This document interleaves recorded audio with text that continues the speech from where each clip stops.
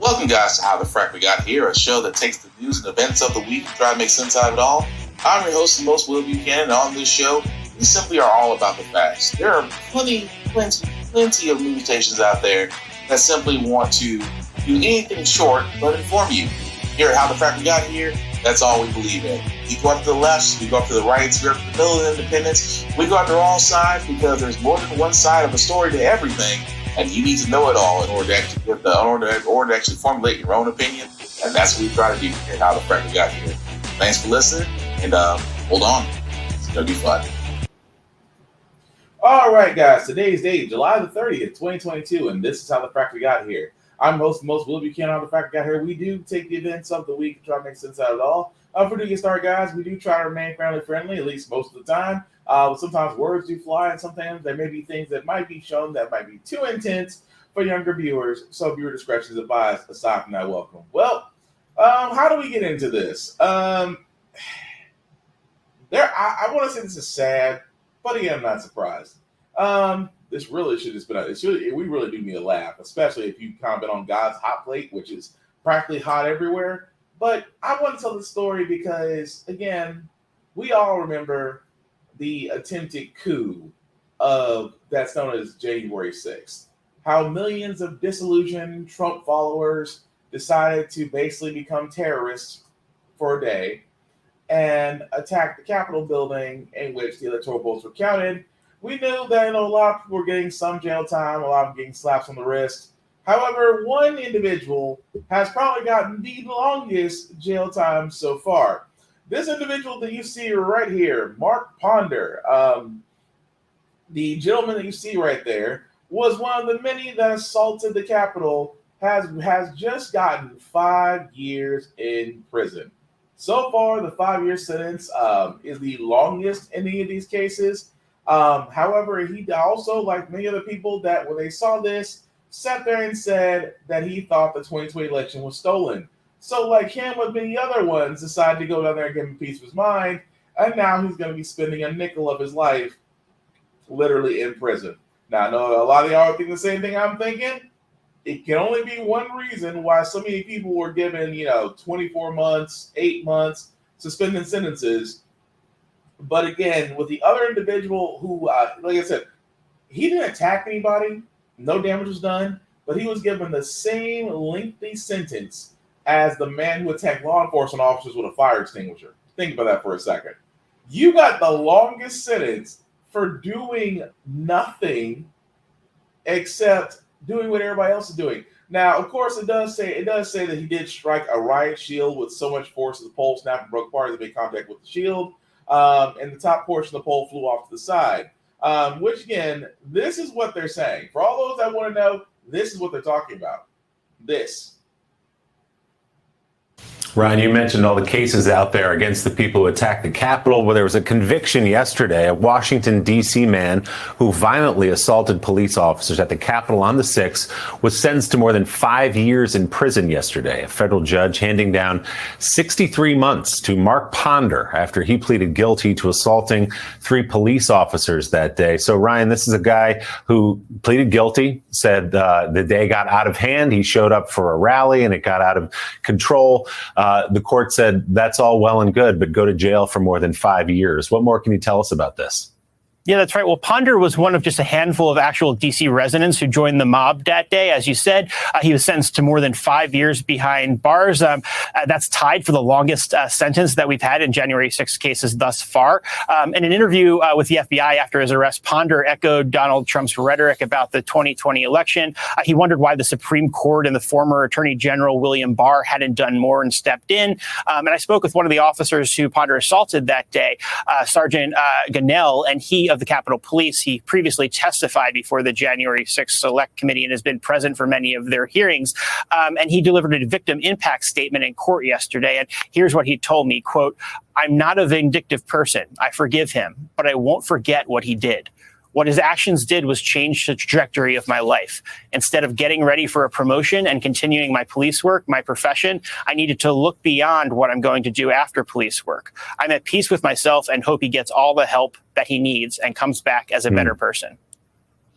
Yeah, Sergeant Ganell was on with us a couple weeks ago saying In the words of the Cleveland bus driver, you going to jail now. But again, it never ceases to amaze me the level of conviction that Trump gets out of these people. I'm just saying, he gets cult-like following out of these people who will attack this very same law enforcement that they swear that they back, back the blue and Blue Lives Matter and all that crap, will simply attack them because he doesn't like it. At the same time, that man is now going to see 3 months in jail. So, Mr. Ponder, yeah, you going to jail now. Moving right along, guys, today I want to cover the interest rate because just like we kind of figured what would happen because inflation's going up, because they don't want to address the fact that a lot of these corporations that are raking in billion-dollar profits are not getting windfalls, profit tax put on them. The fact that, yes, Trump's tax laws are still in place to actually help the rich and the corporate, yet those haven't been taken down as well. But because of rising inflation, the Feds, once again, which I want to say historically wise has only been done once in actually more done in that's the wrong sentence I want to use. I think this is the first time that the Feds, I have to go back and look on that, but twice in 1 year have the Federal Reserve raised interest rates. This is now the second time, considering just a little over a month ago they already raised it, and now they're raised again.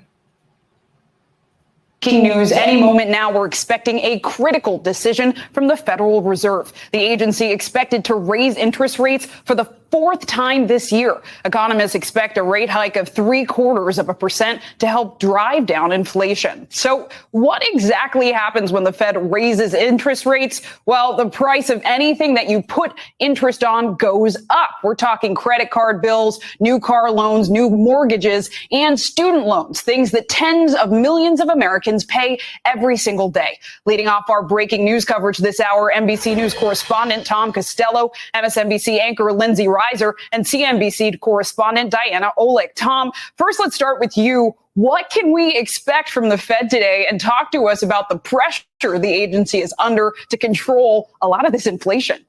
Yeah, breaking news. The decision is in seconds ago. The Federal Reserve is, in fact, raising interest rates by 0.75 percentage point. That's on the key federal funds rate. That's the fund, essentially the rate that is charged between banks. What does that mean? As you suggested, the fourth rate hike so far this year, the Fed engaged in the most aggressive and fastest series of rate hikes that we've seen since 1994, underscoring that this inflation threat to the economy is quite significant, running at 9.1%. That, of course, being a 40-year high, as we've said many, many times. The Fed is also, however, saying that while more rate hikes are likely to come in the future, because, of course, it's not going to be an overnight thing where you bring inflation down that quickly, they also are suggesting that we still are seeing wage gains. In other words, employers are paying people more, and unemployment remains low at about 50-year lows, 3.6%. So it is this very convoluted and confusing picture for economists to get their hands around. It's unusual that we would be in a situation where inflation is running like this, where there's widespread talk that we may be on the verge of a recession. On the other hand, we still have 50-year low unemployment levels. That's just really an unusual predicament for the Fed to be in. The question now, how much will they be raising rates at their next meeting? That's coming in September. The thinking all along for the last month has been they could go by another full percentage point in September if they don't see inflation starting to moderate. The question's going to be, as we now expect a news conference from the Fed chairman, Jerome Powell, does he give us any hints as to whether the Fed thinks that inflation is starting to cool down, or do they still think it's hot and heavy? So all of that will be key as we listen at this news conference in the next 20 minutes. Yeah. So again, if you're one of those like me that's, trying to search for a home or trying to get mortgages or credit cards or student loans, yeah, they're all going to take a hit. And I still find it interesting where you sat there and said, well, wages are paying more. I almost want to sit there and say where, which again, depending on the job market, depending on which job market they may be paying more. He's not talking from an overall. He's not talking from an overall job market. He's talking from probably centralized areas, so I can understand that. But yes, unemployment is still down. Let's not forget that the Great Resignation is still going on. that people are still out there. It's like, well, except for Shurion, which again, if you work for Shurion, if you're one of the 750 people that they let go of this week, hopefully you guys find your footing and find somewhere to where you can still earn a living. But again, Shurion's a great example of exactly what's going on with inflation, because these companies out here, a handful of them are making record profits. Exxon, which again we're going to cover very soon, has made a record profit. But these companies that have made record profits are still doing massive layoffs. That's why unemployment. I mean, at the same time, you got to think unemployment's so low. Low being that it's still hovering around the 8 point something area. But again, this goes back to saying that companies are still not paying people so where they can live off of it. Some people have to take on 1 or 2 jobs. Some people have to take on 2 jobs on a side hustle. And there are just some people that are just doing anything and everything just to make sure that they can break even and have a roof over their head. Basically because everything is going up but your paycheck. So that's not surprising that the Federal Reserve Board, which again, I do a correction, has raised the rates 4 times in 1 year. Unheard of. And yet down the road, they may be doing it again. So again, guys, I keep saying this entire time, it's almost like we have a capitalist system that is ran off debt. That as long as we have debt, that we will always find ourselves in this hole. But again, they're not addressing the windfall profits tax that these corporations should be paying.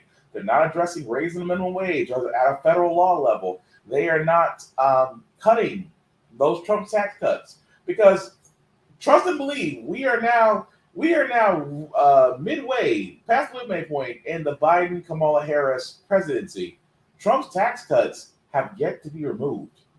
Those same tax cuts that took away tax breaks from the middle class and lower class and were given to the corporations, the 1%, the rich people, those are still in place. They haven't been removed. And yet that's still not being addressed. Figure that one out. But one thing I did want to point out this week, because for all intents and purposes, if you watch this podcast, you understand that we go after both sides. I co-op Democrats all the time. I've been saying that during this election, Democrats are going to have a harder time convincing voters to give them another session to where they have a slim majority or a wider majority in the White House, in Congress, I should say, because their list of campaign promises has yet to be met, with only a few.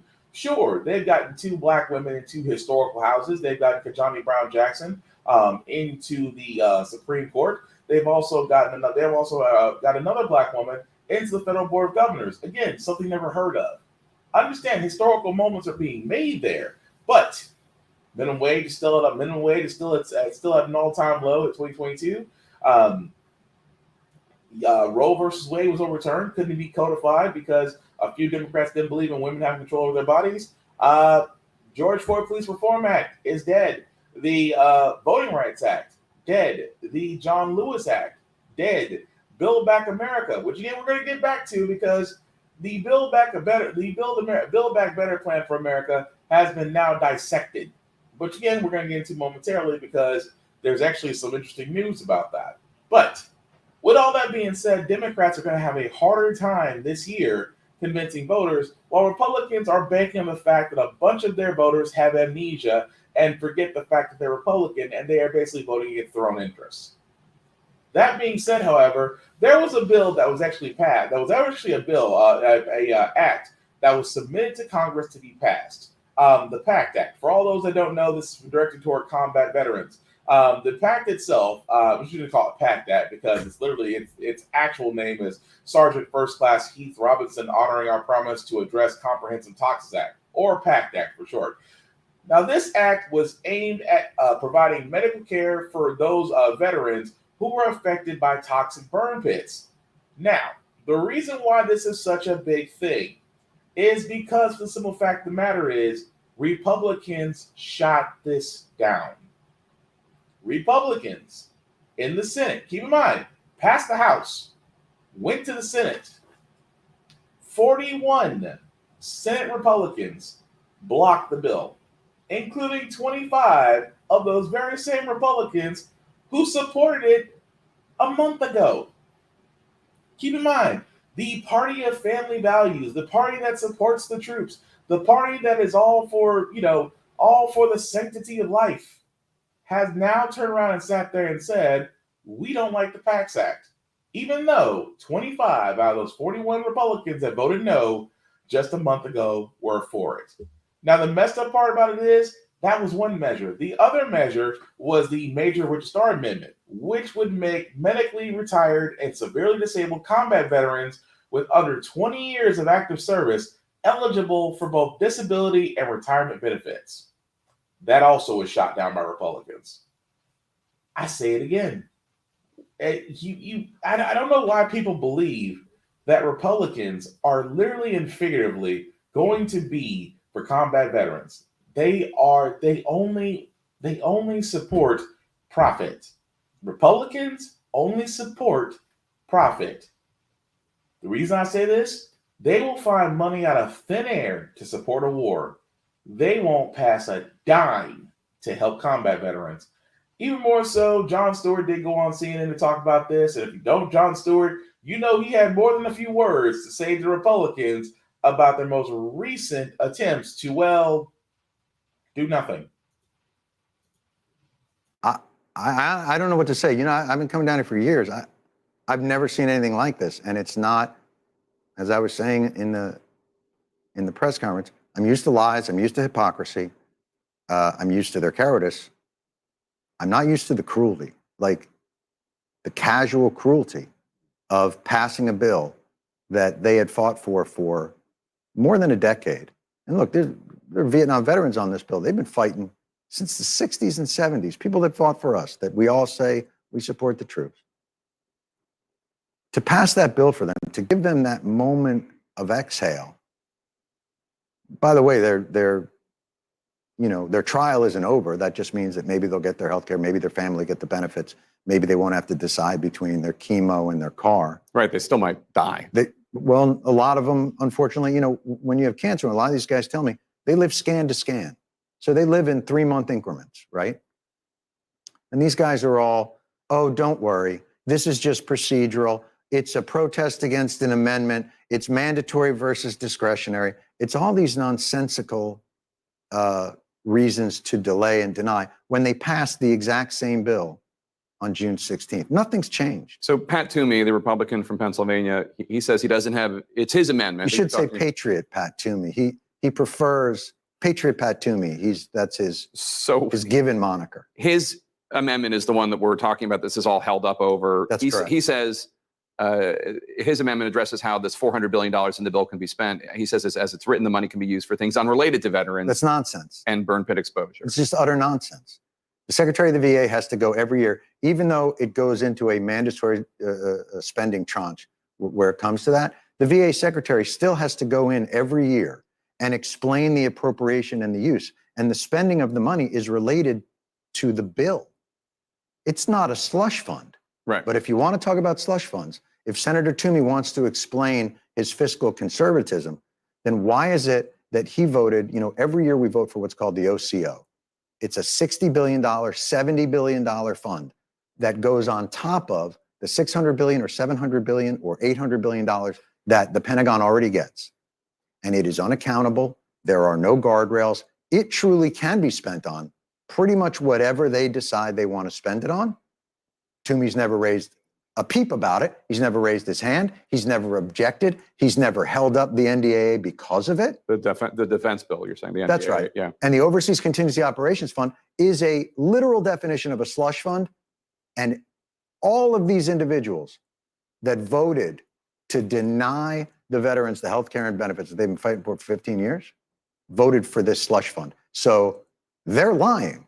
A, you can't just spend this money on whatever you want to. And B, when there have been billions of dollars in expendable money that they can spend whatever they want to, they vote for it. Well, so this is nonsense. The Congresswoman Alyssa Slotkin, who's one of the co-sponsors of the bill in the House, when I asked her about this, she said, I'm paraphrasing, it's odd how nobody has any objection on how much money we spend on going to war, but when it comes to taking care of the people who wage these wars. Trillions of dollars. Yeah.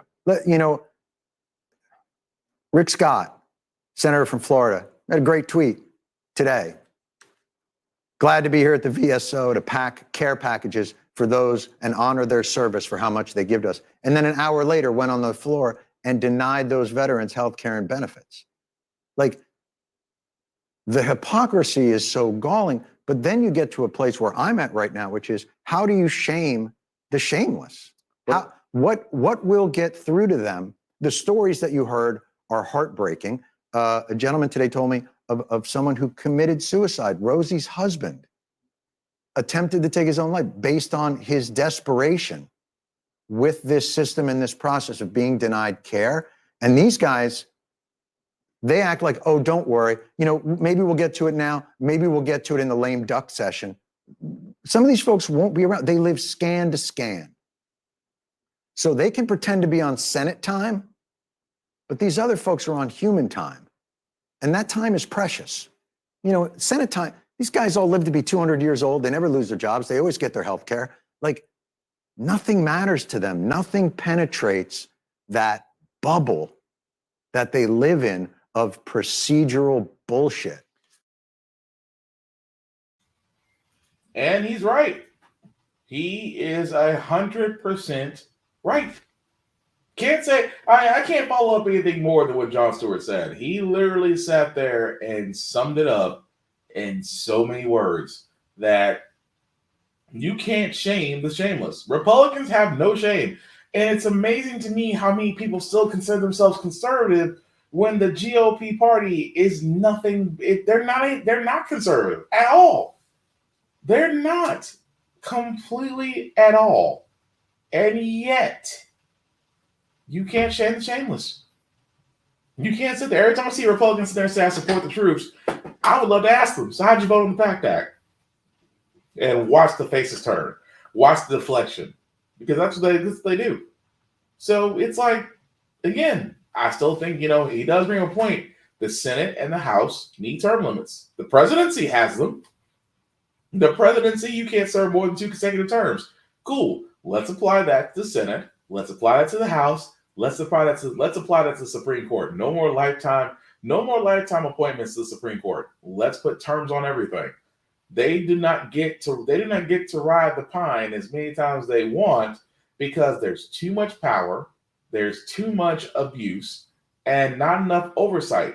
Nothing's keeping them in check. With our whole thing of checks and balances, there is one little flaw in this check and balance, that the terms of that power is not limited to the House, the Senate, and the Supreme Court. Three areas of law and government that have no terms, as long as you get reelected. That's the thing where it needs to change. But again, going back to what I said about what Jon Stewart, I completely agree with him. You will not be able to shame Republicans into doing the right thing. Because if it's not their plan, if it doesn't benefit them, or if it doesn't benefit their special interest people that put them into office, they will vote against it. But moving along, guys, there is some strange news. I never thought I'd say this. I never thought I'd say these words in a sentence, but mention climate change and actually a somewhat of a section of the Build Back Better plan may get passed, and it has to do with climate change, and Manchin's on board. Man, I don't mean to sound sincere about this, but maybe he should have got COVID a long ass time ago. Just saying. Hill tonight, Democrats are racing to pass that surprise breakthrough deal on climate. It would be the most ambitious climate undertaking in U.S. history. The bill would also lower prescription drug costs, health care costs, taxing the very rich and corporations to bring down the deficit. So do they have the votes with Joe Manchin now on board? Rachel Scott on the Hill again tonight. Today, Senate Democrats are rallying behind a deal that would make the largest climate investment in U.S. history, provide tax credits for buying electric vehicles, and lower healthcare premiums for millions of Americans. It came after a sudden reversal from moderate Democratic Senator Joe Manchin, who just days ago upended talks over concerns about inflation. But now he's on board. I just felt there was an opportunity here to really give us an energy policy with security that we need for our nation, but also driving down the prices, the high price of gasoline, driving down inflation was my number one goal.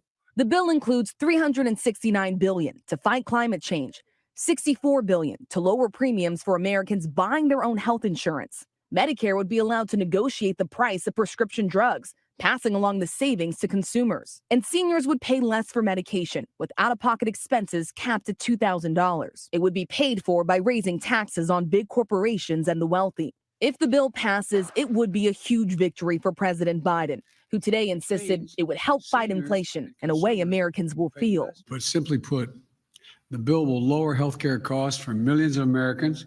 It will be the most important investment, not hyperbole, the most important investment we've ever made in our energy security. But to pass, the bill needs the support of all 50 Senate Democrats. And tonight, Kirsten Sinema of Arizona won't say if she's voting yes. Do you back this deal? Are you comfortable with the tax increases? Excuse us, guys. Have you spoken to the president about it? But after more than a year of stalled negotiations, the leader of the House Progressives says they are on board. I think we should get this done. The American people deserve it. We need to show them that we can deliver. Let's just get it done. All right, so let's bring in Rachel Scott, as we always do. And Rachel, for this to pass, they need every single Democrat in the Senate, of course, to vote yes. Majority Leader Chuck Schumer telling Democrats in so many words to stay focused and to stay healthy. Yes, David, Schumer not only needs the support of all 50 Senate Democrats, but he also needs them to be physically present here on Capitol Hill in order to vote on that legislation. As of now, Senators Joe Manchin and Dick Durbin are recovering from COVID-19. That could complicate the timeline for Democrats who are looking to get this bill passed by the end of next week, David. I don't know about you guys, but again, let's put this in perspective. A section of the Build Back Better plan involving climate change, reducing inflation, taxes aimed at corporations and special interest groups, and Manchin's on board. Again, I'm not trying to sound insensitive, but maybe him getting COVID was the best thing ever. And I don't mean to sound insensitive, but would he have done this pre-COVID? I mean, it's just odd that now he's on board, which again makes me wonder in the bill what COVID changes were actually handled. I mean, what was climate change, I should say, because keep in mind, Manchin's from West Virginia. West Virginia is about the coal mining people. We all know coal mining is a dying business right there with fracking. So I'm not sure what exceptions were made when it comes to reducing carbon emissions, because climate change is real. Don't believe us? Don't believe me? Go outside and look at the weather. Every place in America is a hot plate. Alaska is about to become a pool. There is no such thing as zero cold temperatures anymore. Some places are becoming pools. I'm just pointing this out. But again, it's nice to see that Sinema's still alive. Manchin's on board, but Sinema's not. Why do I believe? Because Sinema, again, is an election year. She's going to do everything that she can to keep her seat. So I would not be surprised if she goes along with it. And if so, just like the gun bill that was passed, even though that was more catered to Republicans than anything else, might be the second piece of legislation that Democrats got passed that might have been historically impactful. But again, we will see what comes along, because Manchin may be on board one day and then, may realize that he's back to the old Manchin days and may knock it down. We don't know. We'll follow it as it comes along. However, I do want to cover this again because I keep pointing this out, that companies that are enjoying companies that are enjoying a profit in a pandemic era, mostly gas and oil companies. Gas and oil companies like Gucci, man, every time the person pulls up, quarter tank, full tank, my bank, hey, them folks. That being said, oil executives have been facing Congress again and saying that no, we are not price gouging American consumers. We are not trickling pumps just to basically pump up our profits. We're just good business people. Yeah, right.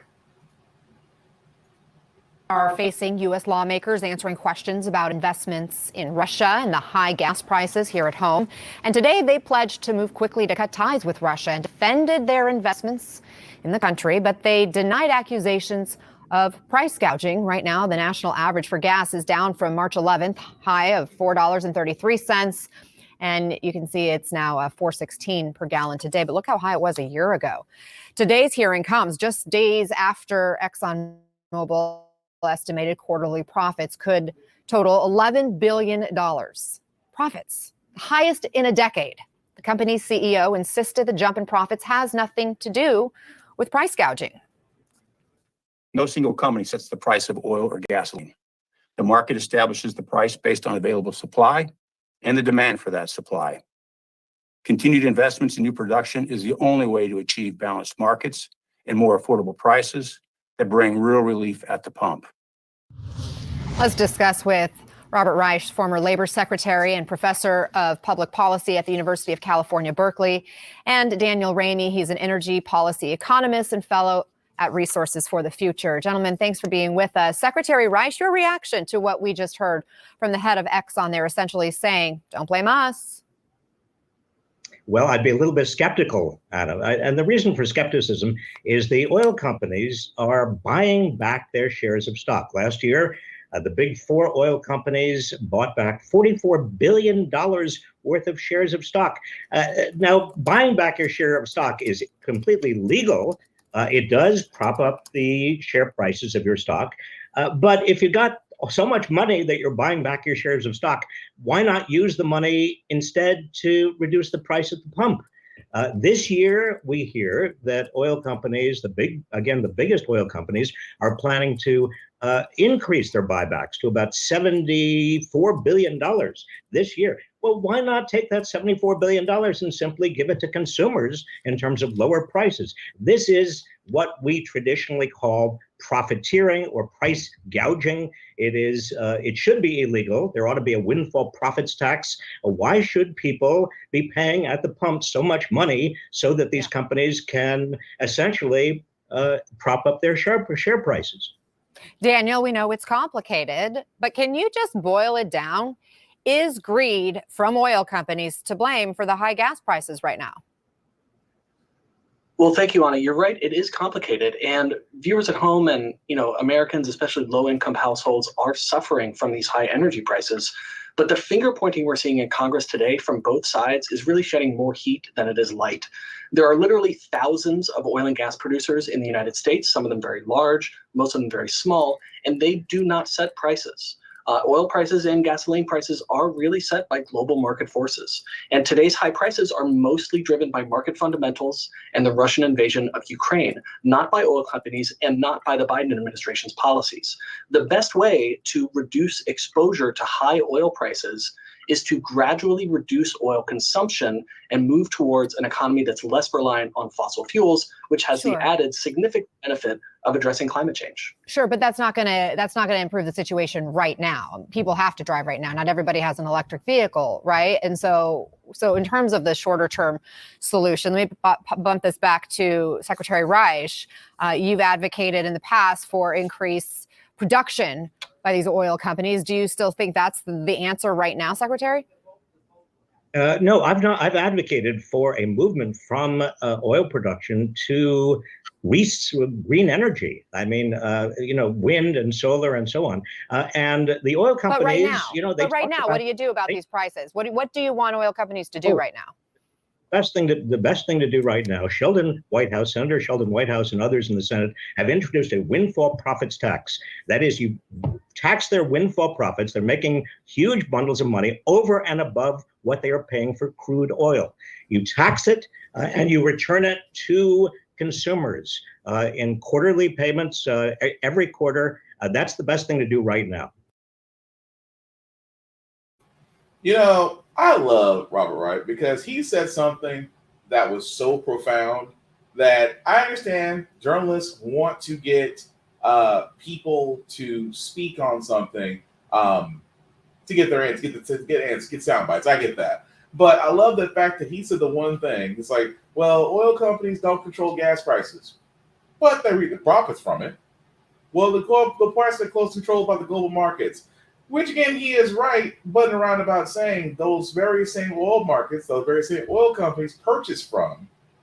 So in case, for anybody that's wondering, it's like, wait a second. So the price of oil is controlled by the global markets. Yes, but that doesn't make any sense because how do oil companies make profits if the price of gas is controlled by them, by global markets? See, there's a little bit of gray area in that sense.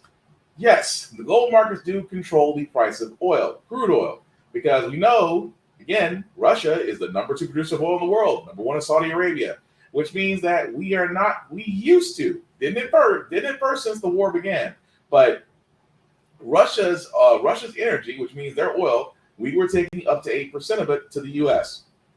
The remainder of it, aside from what we produce, comes from the Middle East. Now, that also being said, however, you guys have noticed that they want to blame the war with Russia. But if you really think about it, if we're taking less than 8% of Russia's energy, but we're still getting it from the Middle East, along with what we're still pumping here in offshore drilling, that means that somebody's kind of lying or not emphasizing enough that these oil companies, again, raking in profits, do have some influence or impact on what you pay at the pump. Not just the global markets, because again, everybody from the oil exporter to the refinery to the corporation to the gas corporation, down to the franchise owner who purchases said gas, they all got to get their bags. Whereas you as the consumer are going to be paying more because we are unfortunately dependent upon dinosaur juice until more electric cars are rolling out, which I keep hoping one day we will eventually switch off from the dinosaur juice and go into energy vehicles, electric vehicles, and actually come down off our carbon emissions. At least that's my hope. But I love the fact that Robert Wright sat there and said, yes, you want these corporations to help out the American people. A windfall profits tax that will tax over excess profit and give it back to consumers is a beautiful idea. Unfortunately, because we still have Republicans who will bend forward to gas corporations for people, unfortunately, that may or may not happen, but I don't see Democrats bringing that up as well. Well, at least moderate Democrats. Progressives, maybe. But again, we shall see. Moving right along, guys, I did want to cover this one again because Josh Hawley, the runner, the track star of the Republicans, who was caught running away when the riot started, is now explaining his actions, or I should say doubling down on his stupidity. Senator Josh Hawley is defending his actions from the day of the insurrection. Hawley speaking to CNN moments ago. Let's get over to Mani Raju. He caught up with Josh Hawley. Mani, what did he tell you? Well, he was defiant. He recall what happened on that day. He was the first senator to say that he would object to the electoral results of Pennsylvania, and then ultimately Ted Cruz objected to Arizona. That led to a debate that happened on the Senate floor and on the House floor. People criticized him for giving false hope to the people who came here on January 6th that somehow the election could be overturned. And the January 6th committee revealed in their hearing that a Capitol Hill police officer had testified that when he gave a fist pump to the crowd before the violence began, that riled up the crowd. That was from the words from a police officer to the committee. Also, they showed him running, a video of him running from the rioters when they breached the Capitol as the senators were getting into a secure location. So we caught up with him today about all of that, and he made clear that he was not, he contended that this was trolling, and he was defiant in his response. The January 6th committee said that they talked to a Capitol police officer who said when you made that fist pump, you riled up the crowd. Do you regret that fist pump because of that? No, I don't. I don't regret anything I did on that day. And, it's a privilege to be attacked by the January 6th committee. And I want to say thank you for all the help with my fundraising. It's been tremendous. What about the video? The fact that they did release that video and showed you running. I mean, what was your reaction to that? Oh, Mark, this is just an attempt to troll. And listen, I don't regret anything I did on that day. And the reason I'm being attacked by the January 6th committee is because I'm in their way. And the stand that I took is one that I don't regret and one that I won't back down from. So when he was talking about the fundraising, recall what happened in the immediate aftermath of that picture that showed him with that fist pump. They put that on a coffee mug. He later fundraised off of this, and this is what he was talking about. Apparently, it helped his fundraising. So you're seeing there one senator who objected, one of the very few who did try to overturn the electoral results on the Republican side, making clear he has no. Well, there's no other say I can say this. He's a runner. He's a track star. He gonna run away when the shit hits. That's not how it goes, but just saying. I'm not surprised by Josh Hawley, running with it, talking about, this is just an attempt to troll. No, it's an attempt to say that You riled up the crowd, and when said crowd would come to the door, you decide to take off. You're like, oh shit, they're really gonna come through here. And so that's not surprising. But it's also the defiant level that it's just that smugness. I've never understood that. Dude, you were literally caught running away from the same mob that you supposedly were in cahoots with. And you're like, well, the January 6th committee is trying to troll. Troll you for what? You ran. You guys talking big. You're worse than some Facebook keyboard commandos out there that will sit there and say, well, had that been me? No, this is not a Call of Duty Warzone lobby room where you think you can just go in and be Rambo. When the crap hits the fan, a lot of folks won't go out there and do what needs to be done, or try to, but they'll sit there and swear from their cubby holes and basements. Oh, this is what I would have done. So yeah, a troll. Then again, he fits right in with Trump. But the next story I got, guys, is a little weird. I won't say weird. I will say unusual. What I mean by unusual is, imagine that you as a black person becomes the manager and take office, and the entire police force decides to resign because a black man took office. There are just some things in life you just can't make up. Big problems and whispers that friendly Kenly, North Carolina, may not be living up to its nickname after the entire police department abruptly resigned, with the chief placing the blame on the new town manager. They're not just town police, they're our family. Leaving some in the tight-knit community of roughly 1,500 concerned about safety. We're worried about what the future holds for the town. Other residents speculate that there may be something more behind the police retreat. This seemed more about power. I feel like it's just a race issue altogether. The new town manager, Justine Jones, is black. The entire police department is white. I don't think they support black people. I feel like they, harass us a lot. I feel like they don't want a black woman over top of them, basically managing them or telling them what to do. I think there's too much jumping to conclusions. We really don't know what's going on. The town council held an emergency closed-door meeting Friday and released a statement this week saying, in part, the prudent course of action is to find out what happened and not make any rash decisions. In a place like Kenly, 2 square miles where everybody knows your name and your business, mystery is unusual. It's just weird, and for us to not have any information as to what to expect. Are we going to have police? Are we going to have a town manager?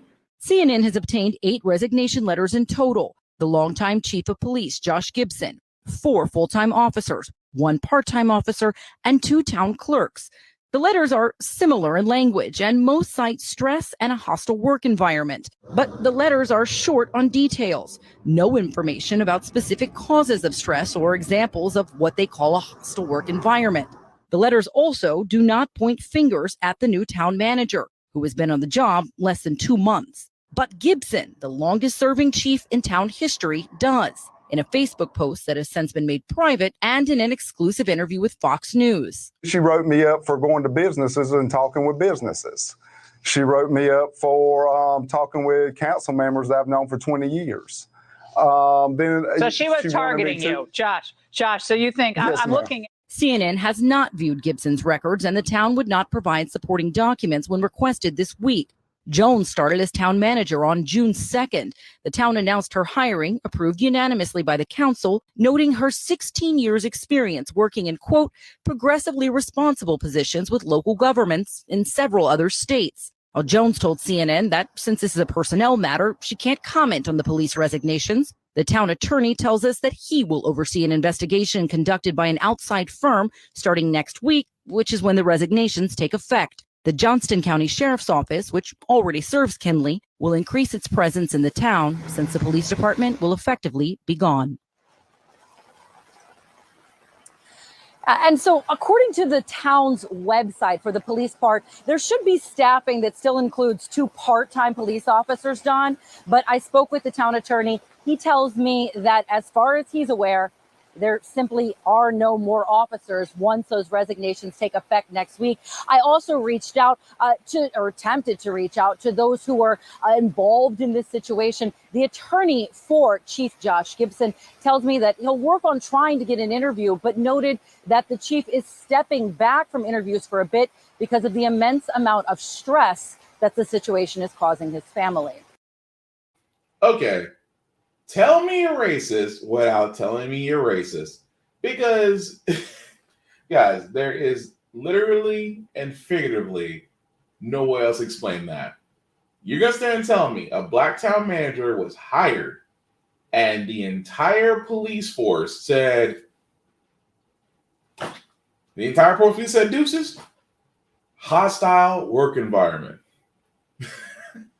This woman was only on the job for 2 months, and they cited police. I can't stress this enough. So police who are trained to deal with high stress situations, who are trained to talk to the public, who are trained to protect and serve, couldn't handle a black woman, as the town manager for 2 months. Hostile work environment. Which again, you saw from Laura Ingraham. So would you say she's targeting you? Of all the mayo, of all the raisin potato salad mayo folks, I'll be honest with you on this one. Go. I wouldn't want officers like if being under a black woman and you're citing a hostile work environment, by all means, go. That means there's openings for a chief of police. That means there's opening for officers. But if those individuals want to go, then go. It's not a hostile work environment because, again, what other reason do they have except, what's the obvious? If you remove every impossibility, whatever is left, no matter how off it is, has to be probable.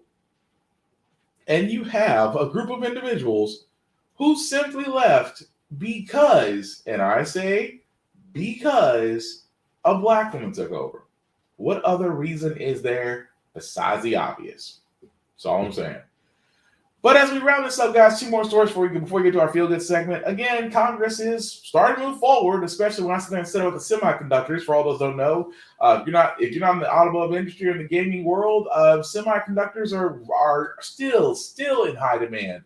From vehicles to cell phones to computers to graphics cards, anything that requires semiconductors is woefully needed. You actually still have car manufacturers who have football fields of vehicles that cannot be used or cannot be fully completed without them. So with that being said, because we usually get a majority of our semiconductors from overseas, and they're having issues, especially with COVID, Congress finally passed a semiconductor bill. The final bill, I think, was like 243 to 187, which again is now going to set the U.S. to actually compete on a global scale by building a semiconductor factory of our own, which I still think is pretty cool.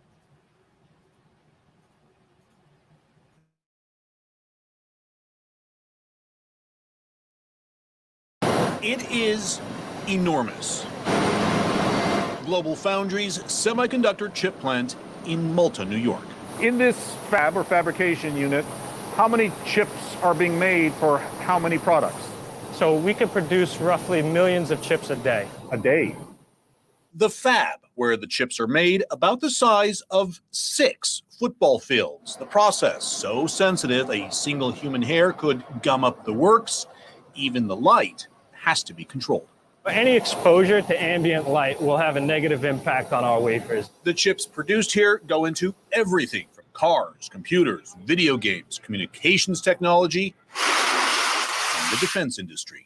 We're at $500 billion right now, our semiconductor industry. Conservative estimates, by 2030, we're going to be at $1 trillion. So the question isn't whether or not a $1 trillion industry. So we're going to double between now and 2030. The CHIPS Act calls for investing $52 billion in semiconductor production here at home. 18 states now produce chips and could benefit from the funding. Global Foundries started producing chips here in 2012. New York State kicked in $2 billion, helping the company secure another $13 billion to build a plant, today employing 3,000 employees with a median salary, says the company, of $90,000. At just this one plant, the expected effect of the CHIPS Act funding. We intend to double capacity, right, in partnership with the federal government, with the state government. Doubling capacity, adding up to 1,000 more jobs, many of them high-paying, all of it a boom to the area. In the last decade, how has the economy here changed? It's just grown. Leaps and bounds, booming. It almost seems that it's sort of a bubble. And the dividends are felt like a ripple effect throughout all the shops and all the restaurants and all the taverns. Some conservatives and progressives argue government should not be in the business of subsidizing private industry. The industry says a little bit of public financing goes a long way. And the proof's in the pudding. Look at this facility we have, the number of jobs, the taxpayer return, 2, 3, 4x with the state. An industry started by America, an industry essential to the tech economy, an industry critical to the nation's defense, an industry the U.S. would like to dominate again. And they can. I am all for it. This is honestly the economic boom that they keep talking about here. Oh, this is going to be an economic boom. This is going to be. That would be great. Imagine having more semiconductor factories all over the U.S. You would increase production. You do increase jobs. That actually is a job creator, and I cannot be mad about that. But the bill not being passed, we're going to see how that would go. But again, that's something that money can be invested in.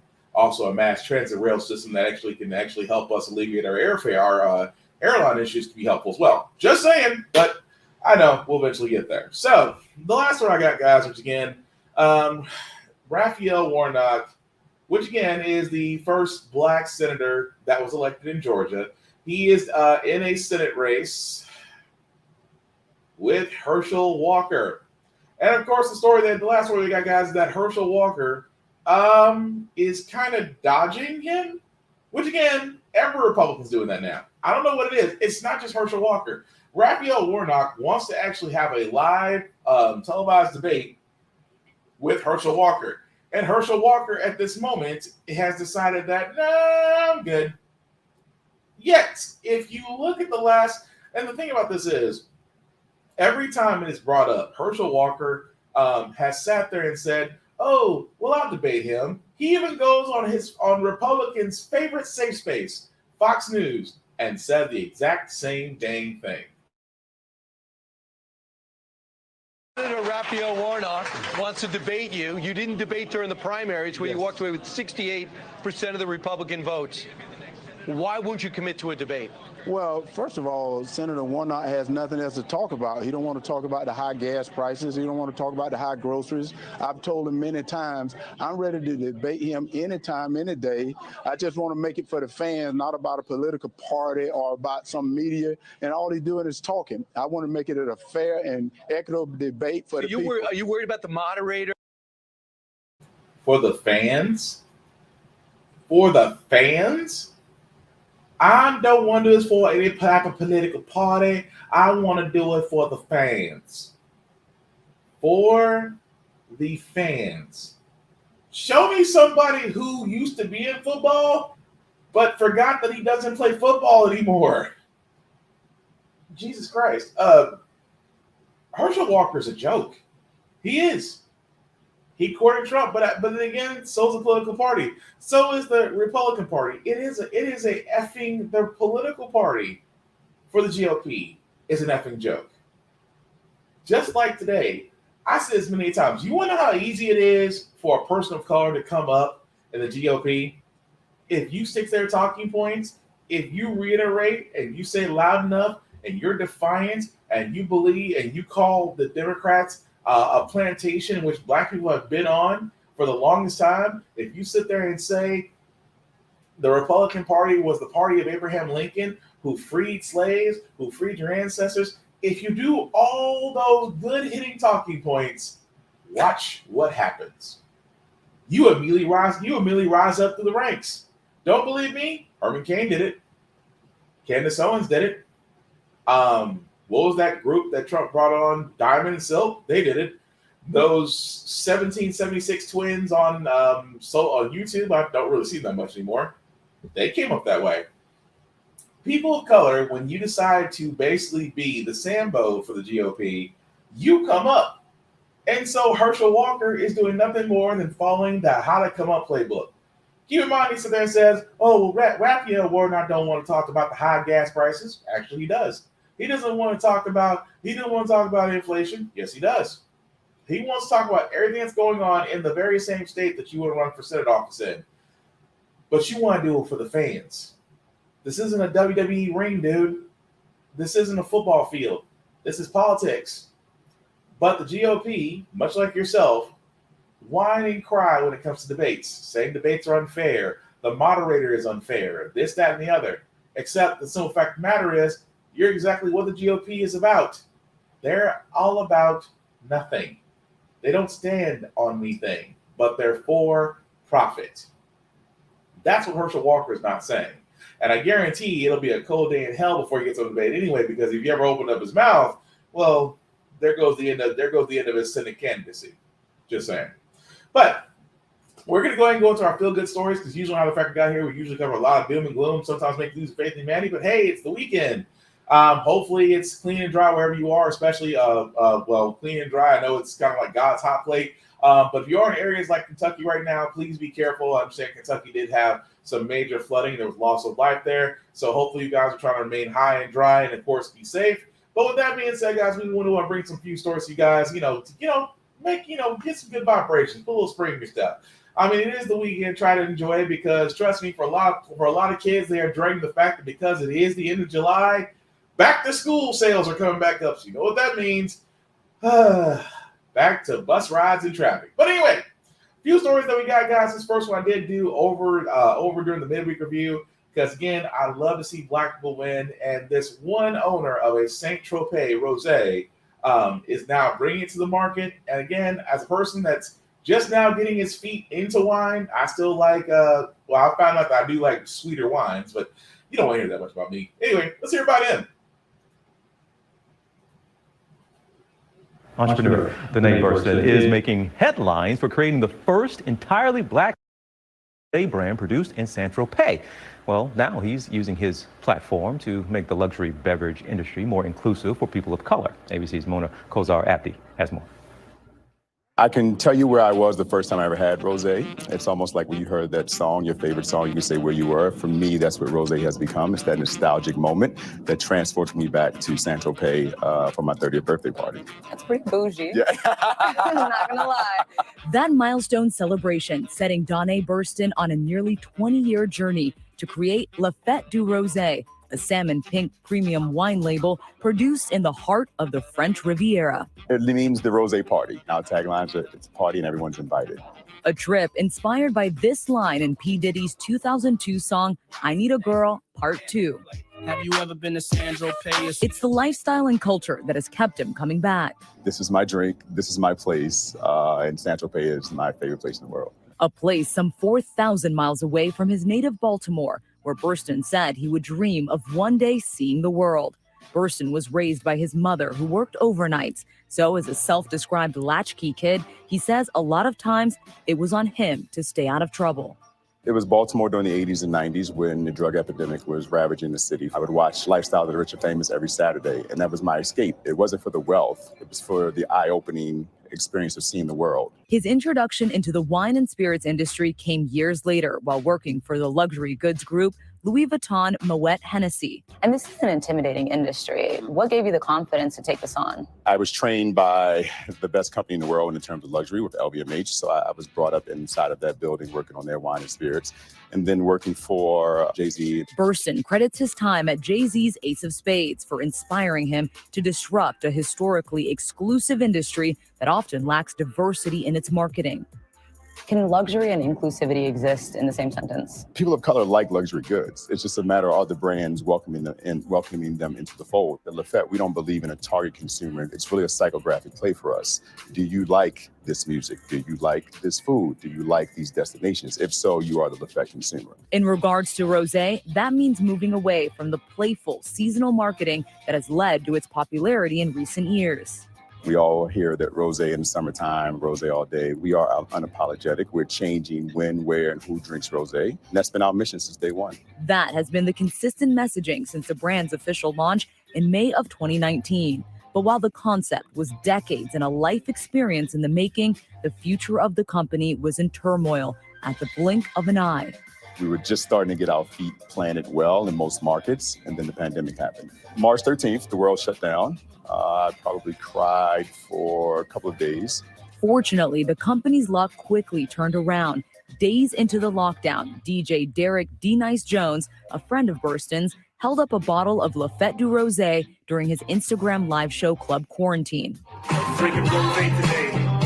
Lafette rosé. Drinking rosé today, baby. The same night, former First Lady Michelle Obama and Oprah attended virtually. And at that moment, we knew we had to figure it out. So we automatically switched to a direct-to-consumer format. Reflecting on that moment, Burston called it a blessing in disguise, but also credits his years of studying the industry for the company's meteoric rise.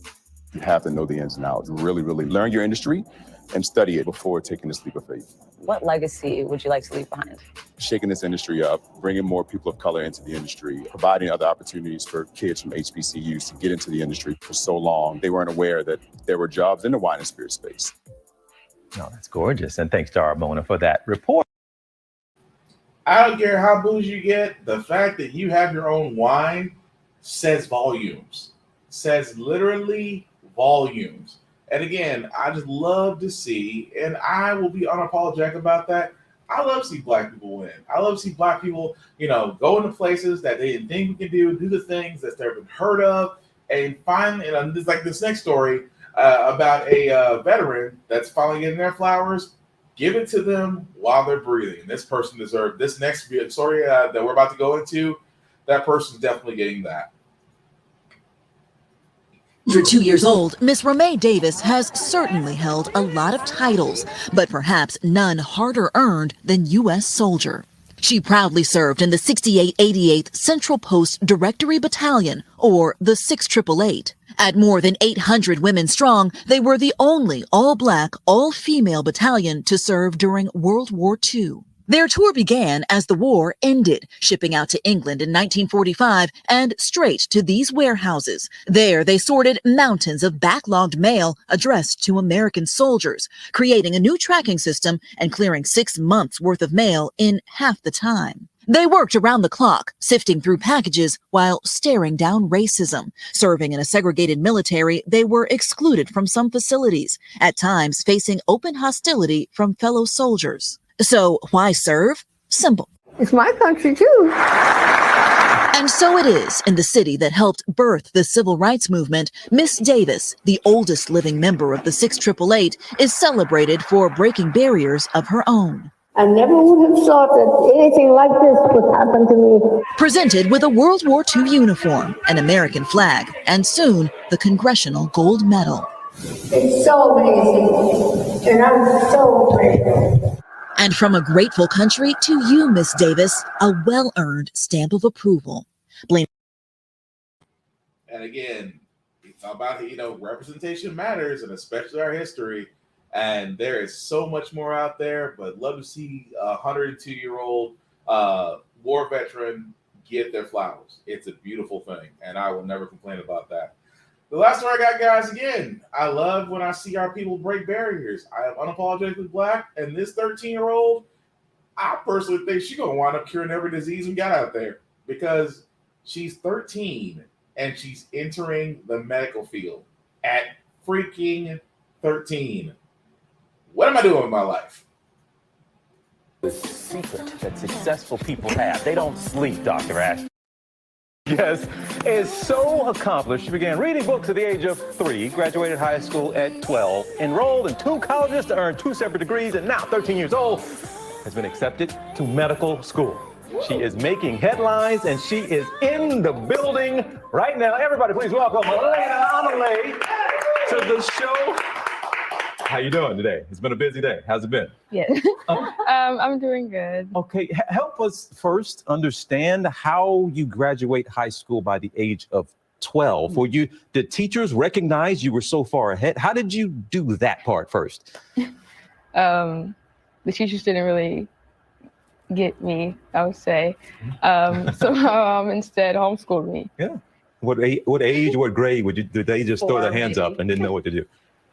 Well, actually, it was a moment where they thought that I had cheated on the test because they believed that a little black girl like me couldn't get good grades. Wow. But I didn't take that time and I didn't give up.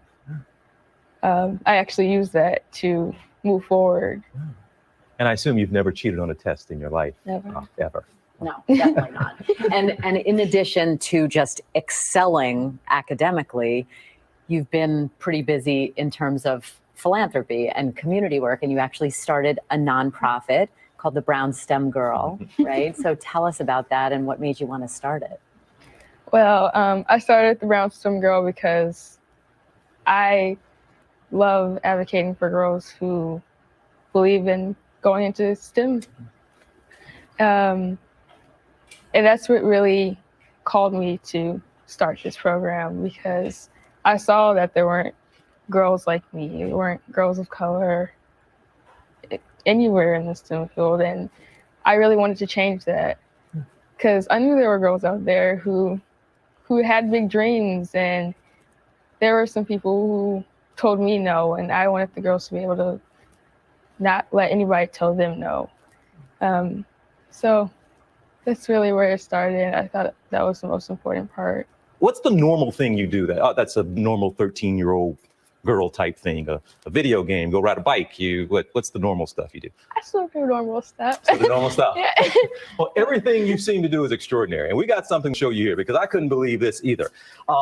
Your philanthropy, your community service, a lot of work that you do. You've done over 5,000 hours of community service this past year alone. So we're going to present you with something that we have gotten from AmeriCorps and Points of Light. They are going to present you with the President's Volunteer Service Lifetime Achievement Award. A Lifetime Achievement Award. She's 13. Wow. You already achieved in 13 years what many people take their lifetime to achieve. I don't even know what to say. Yeah, you don't have to say much of anything else. And your mom is standing here as well. Such a proud mama. Congrats on what you have pulled off here. We know we're going to see great things from you down the road. And thank you so much for spending some time with us. Oh, all right. Like I said, that kid's going to wind up curing everything. But again, you love to see it. That's why I said I never, ever get tired of stuff like that. That the fact that, kids you get them while they're young, especially gifted, the possibilities are freaking endless. But that being said, it's going to do with this podcast, guys. I do thank you for liking, for watching, for letting me know it's live. I certainly appreciate it. Some shameless promotions. I said shameless trailers. Wrong show. Some shameless promotions before we get out of here, guys. I do want to shout out to my buddy Vaughn, Big BZA on Facebook. Big BZA on all socials. Vaughn Westwood on Facebook. He is actually back doing beats. Yes, he is getting back to his producer roots and getting that old love and feeling. So if there's beats out there, definitely check him out on Big BZA. If you like him, reach out to him. He'll let you know how you can actually own those beats for yourself. But definitely do check him out there. Vaughn Westwood on Facebook. Vaughn Westwood, Big BZA on all socials. Aside from you guys, aside from that, that was a good and terrible transition. But on Instagram, Twitter, Twitch, TikTok, BlackBox447 is where you can find me, guys. Go ahead and like and follow me there. I do post reviews on everything that I watch and play, and also do post some gem stuff because I do a couple push-ups. At the same time, guys, I'm all about motivation and just pushing people forward. And honestly, I truly, truly do believe that we just need to be kind to each other. I'm not asking you to be an overall great Samaritan. I'm not asking you to be a saint, but to be honestly decent and kind, because we are all going through different battles. by simply calling or saying hi or checking up on somebody, you might do a lot more than just letting them know that you care. You actually might save a life. So again, it takes zero energy to be nice. It takes everything in you to be a dick. So just be fracking nice. Also, guys, if you're actually going to be out and about among large crowds, please wear a mask because COVID is Decepticon's still out there. So again, if you protect yourself, you protect others, and that's how we're all going to get through this. Hopefully, because this pandemic is still going on, but we still need to be careful. Aside from that, guys, if you haven't already, especially with the Middle Tennessee area, early voting does end. Early voting does end as of today, so hopefully, you guys can go in and vote. Know your candidates, know what they're about, get informed, get involved. Or if you don't like what's out there, figure out how to run for office. A lot of people have done that because they want to change the way things are, and you can't change anything unless you become a part of it. Just saying it from Middle Tennessee.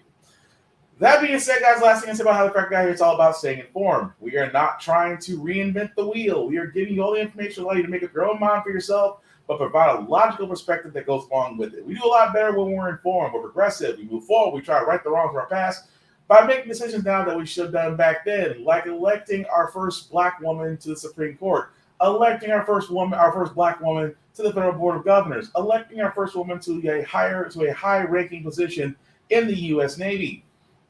When we don't learn from history, we are doomed to repeat it. That's what we keep asking ourselves. Why does everything go up by our paycheck? Why are we electing different politicians, but still the same old game in Congress? And most importantly, how the frack we got here. Thank you all for watching. If you watch this on the playback, I still want to know your opinions on everything discussed about that. Aside from that, take care of yourselves and each other, and we will all get through this. Peace.